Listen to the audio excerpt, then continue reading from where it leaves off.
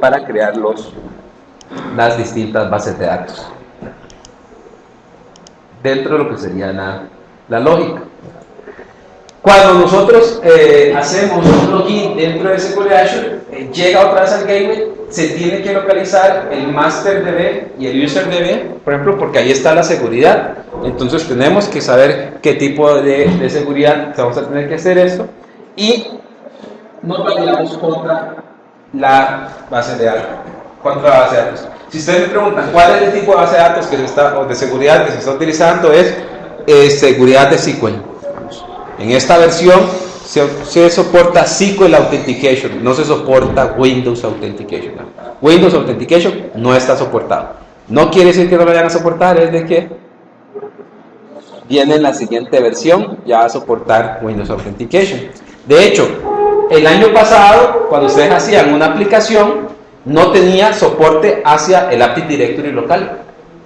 A partir ya de este año, incluso hay ejemplos en el SDK de cómo hacer una aplicación que esté en Azure, ejecutando en Azure, pero que valida a los usuarios contra la base de datos local, digamos, de su Active Directory. Entonces, porque eso es bastante solicitado, que se está trabajando con el Active Directory. Igual tenemos aquí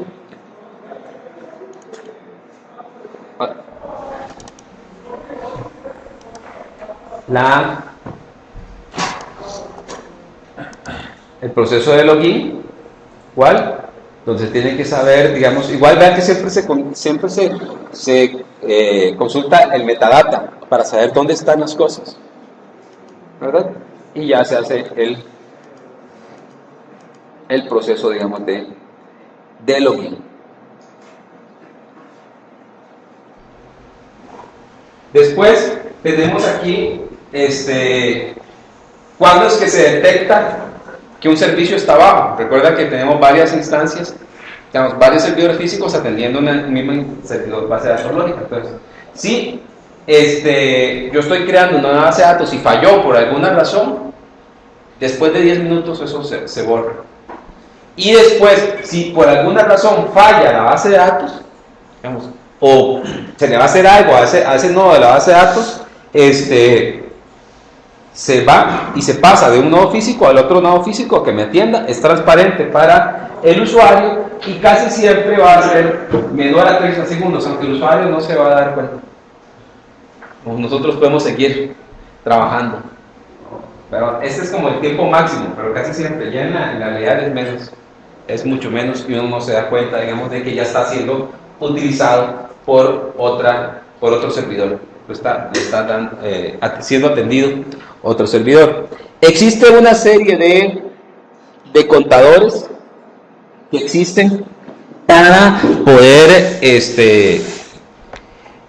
estar monitoreando la salud del servicio del Azure. Esos por default están disponibles, pero no se muestran en una consola. Digamos, en la consola principal lo único que me muestra es que todo está bien, pero si yo quiero ese detalle tengo que activar esos contadores, y yo podría crear una aplicación en Azure para ver esos contadores, o si no, comprar una herramienta de terceros. Por ejemplo, hay una herramienta que se llama Cloudera y Cloud Studio, cuestan menos de $50, que me dan ya todo un dashboard de cómo está mi suscripción en Azure y cuáles son los rendimientos que estoy obteniendo. Hay una trial que ustedes la pueden instalar y después la pueden volver a instalar y después la pueden volver a instalar, ¿verdad? Que les permite estar haciendo esa administración.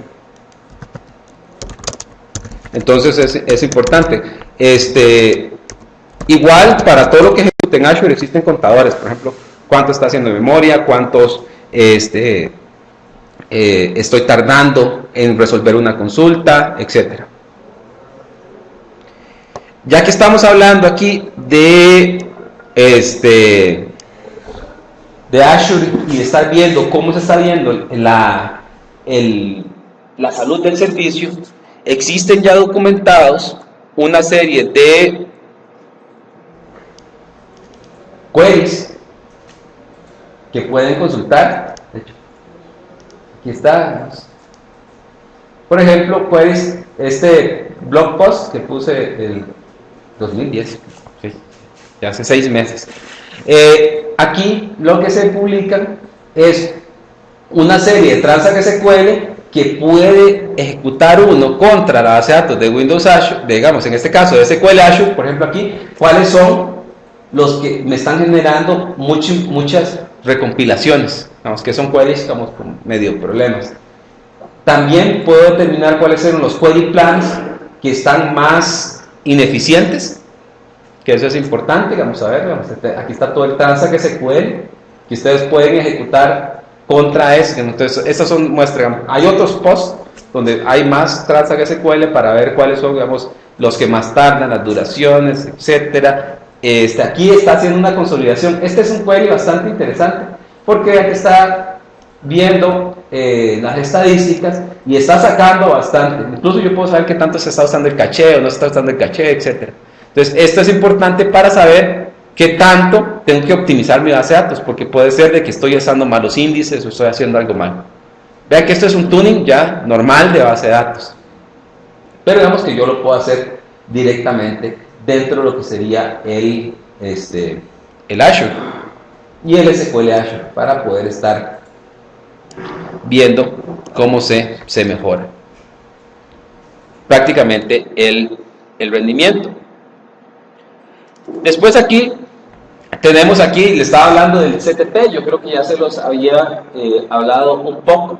Dentro de lo que sería el CTP que está ahorita disponible en el Azure, tenemos primero que la consola de administración cambió, ahora es basada en Silverlight, y tenemos, como se había mencionado anteriormente, el reporting de SQL Azure y el SQL Data Sync, que me permite hacer un poquito más de sincronización de las bases de datos.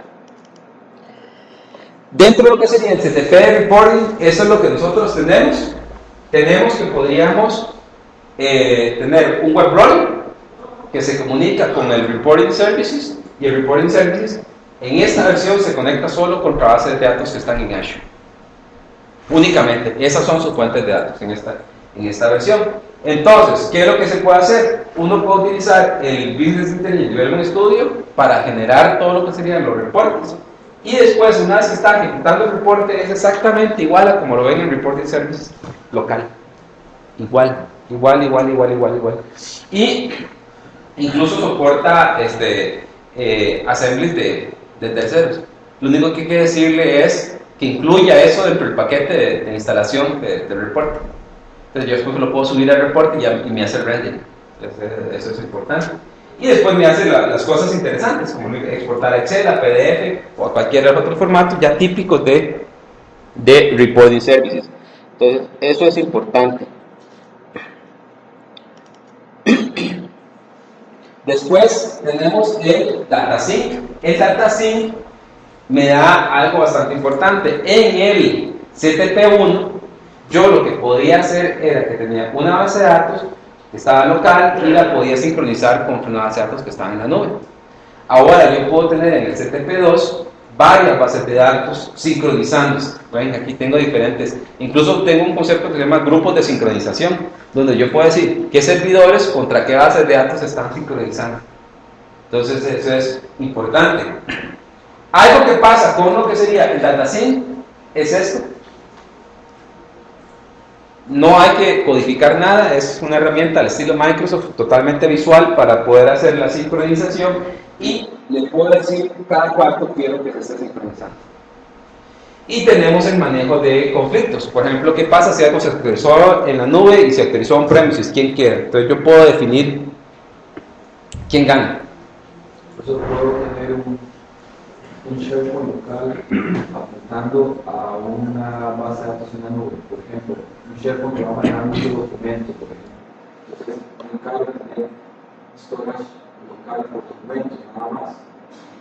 La indexación. O sea, que si lo podría hacer, digamos, no lo he probado, pero por los protocolos y por todo eso, se podría hacer. Porque incluso yo he visto a alguien que sí hizo correr T-Foundation Server directamente en Azure. Entonces yo puedo, digamos, el T-Foundation Server necesita un repositorio, ¿verdad? Es la base de datos. Entonces, en lugar de poner a correrlo local, puso a correr el servidor en Azure y le funcionó.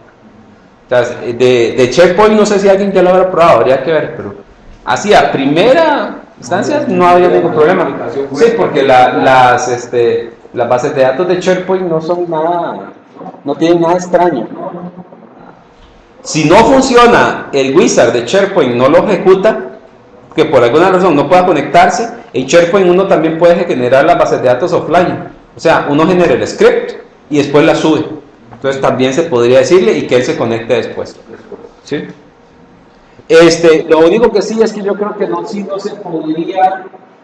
SharePoint 2010 tiene lo que se llama el Remote Blob Storage. Eso es una característica de SQL Server 2008 R2 que me permite almacenar mucho más rápido los archivos. Eso sí no estaría disponible, pero solo esa opción es solo si usted la activa, así que no creo que haya problemas. Entonces, habría que probar. Sí, a lo mejor se puede, ¿verdad? De hecho, aquí tenemos el SQL Dataset, donde tenemos prácticamente un agente local, un agente en Windows Azure, donde se hace la sincronización, y vean de que tenemos varios proveedores de sincronización. No sé si ustedes usaron alguna vez algo que se llama el Sync Services o el Sync Framework de Microsoft. No. Microsoft Sync Framework. El Microsoft Sync Framework, ese lo que hace es prácticamente que me permite generar una sincronización entre bases de datos Microsoft o bases de datos no Microsoft. Por ejemplo, existe, digamos, en el equipo de sincronización de Microsoft, el Sync Framework, me permite, digamos, un proveedor para Oracle. Entonces yo puedo hacer sincronización entre un Oracle y un SQL Server. O entre dos SQL Servers o entre N SQL Servers. Y me dan ya el proveedor y el código. Entonces, el Microsoft Data Sync está basado aquí. Y vean que por eso es que dice aquí el Sync Provider, ¿verdad? Porque yo puedo tener varios, no es solo SQL Server, que esté sincronizando contra la base de datos on-premises y después contra la base de datos que está en la nube. Entonces es importante, digamos, que yo lo pueda tener. Dentro de lo que sería el Sync Framework, tengo diferentes roadmap. Entonces, ¿qué es lo que se quiere acá? Prácticamente se quiere el concepto del Data Hub. El concepto del Data Hub es que yo pueda tener bases de datos que están en la nube, que se alimentan de N cantidad de bases de datos que están aquí on-premises, ya sean, como dice aquí, locales, en las oficinas centrales o en las oficinas de retail. Entonces, lo que se imagina es, digamos, que si yo tengo oficinas de retail haciendo ventas, entonces sincronizan contra la nube y en la nube están las últimas estadísticas de ventas. Y de ahí las puedo bajar a mis sistemas on-premises o pueden ser consultadas desde los remote offices. E igual están sincronizando. Ese es el concepto del Data Hub que se está impulsando. Y que para eso va el Sync Framework. Y después sobre esa base de datos que están en la nube le monto reporting. Y ya tengo los reportes que siempre están actualizados. Y después, cuando esté la versión de análisis services, que espero que esté en algún momento, le podría poner aquí los análisis services directamente.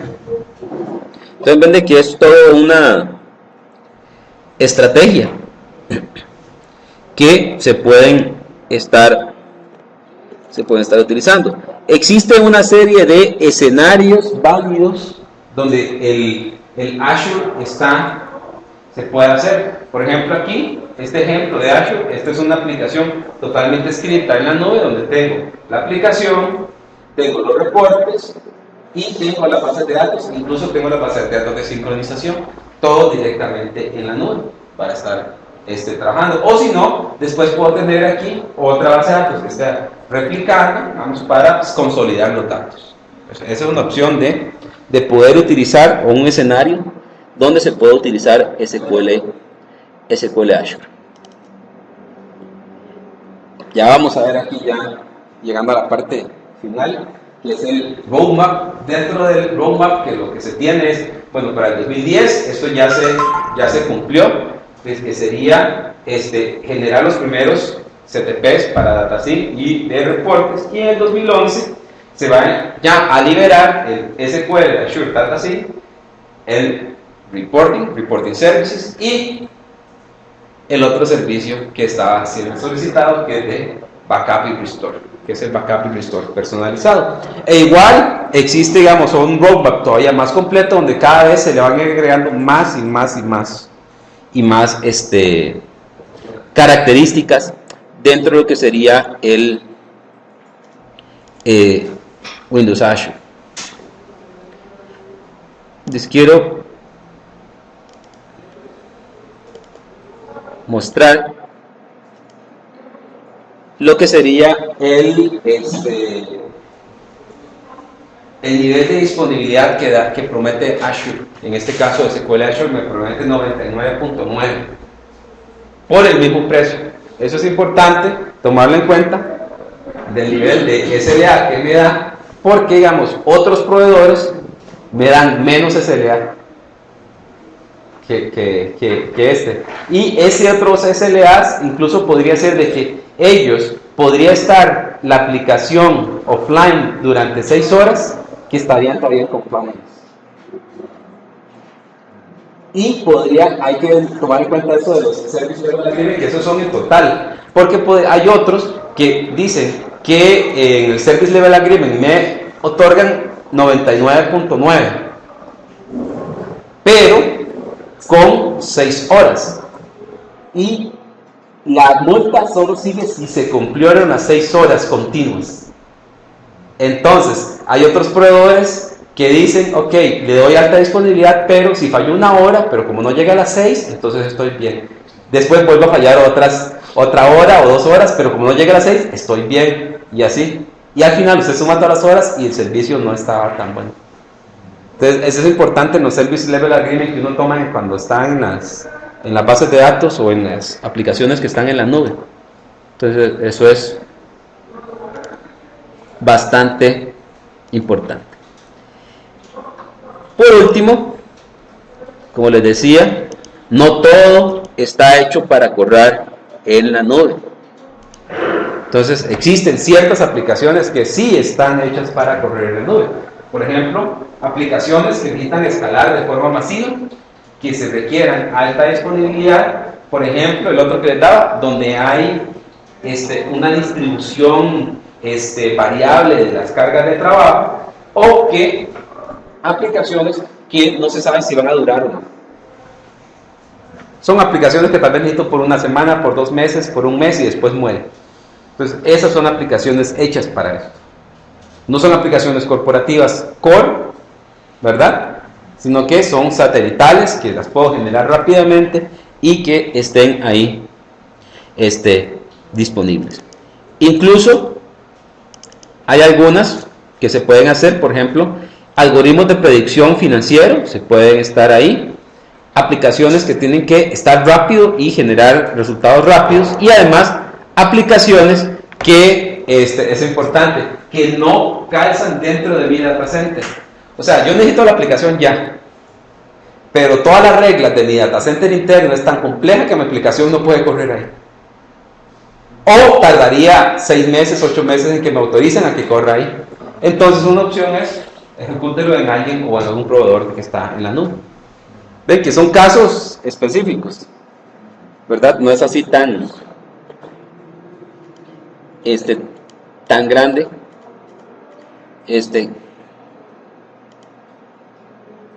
que se puede hacer. Hay más contenido, que es esto, lo voy a publicar, ¿verdad? En el link del curso, ¿verdad? Que está toda la presentación.